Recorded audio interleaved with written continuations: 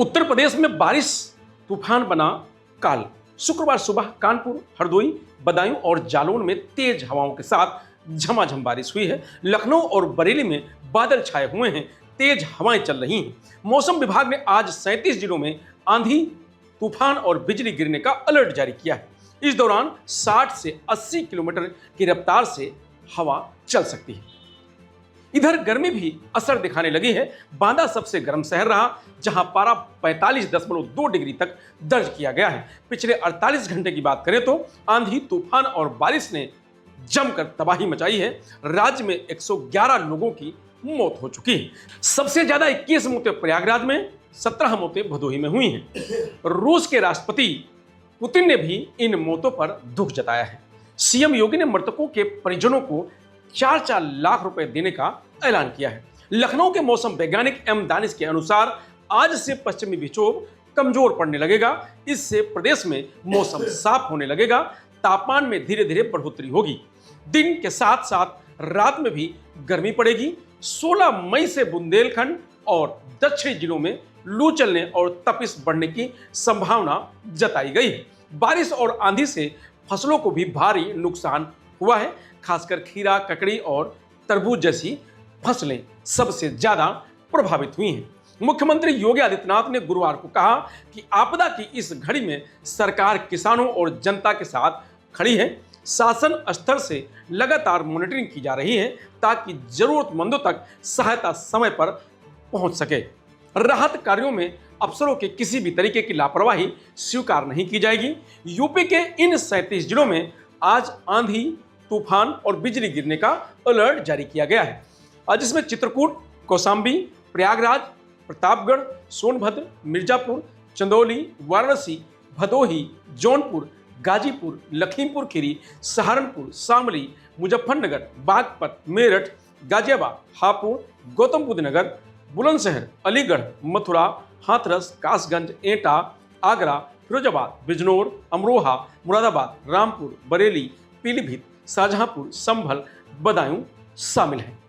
आने वाले अगले 4 दिन के मौसम की बात करें तो 16 मई को आसमान साफ रहेगा और तेज धूप से गर्मी बढ़ेगी। रात में भी गर्मी का एहसास होगा। कुछ इलाकों में लू चल सकती है। 17 मई को पूरे प्रदेश में मौसम शुष्क रहेगा। आंधी बारिश का कोई अलर्ट नहीं है।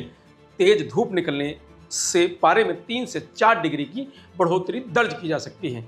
18 मई को पूर्वी और पश्चिमी यूपी में तेज धूप निकलने, दोपहर में लू चल सकती है। हवा 20 से 30 किलोमीटर प्रति घंटे की रफ्तार से चल सकती है। 19 मई को कहीं कहीं हल्के बादल छाए रह सकते हैं, लेकिन बारिश की संभावना नहीं है। दोपहर में लू चल सकती है।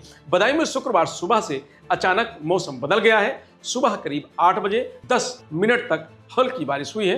हालांकि इसके बाद तेज धूप निकल गई है। बूंदाबांदी के बाद तापमान में 29 डिग्री सेल्सियस रिकॉर्ड किया गया है।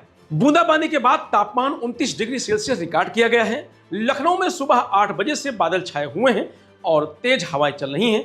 आज 30 से 40 किलोमीटर प्रति घंटे की रफ्तार से हवाएं चलने के आसार हैं। मौसम विभाग का अनुमान है कि आज लखनऊ का अधिकतम तापमान 39 डिग्री और न्यूनतम तापमान 26 डिग्री रहने की संभावना है। अयोध्या में सुबह से धूप निकली हुई है। सुबह का तापमान 32 डिग्री सेल्सियस पहुंच गया है।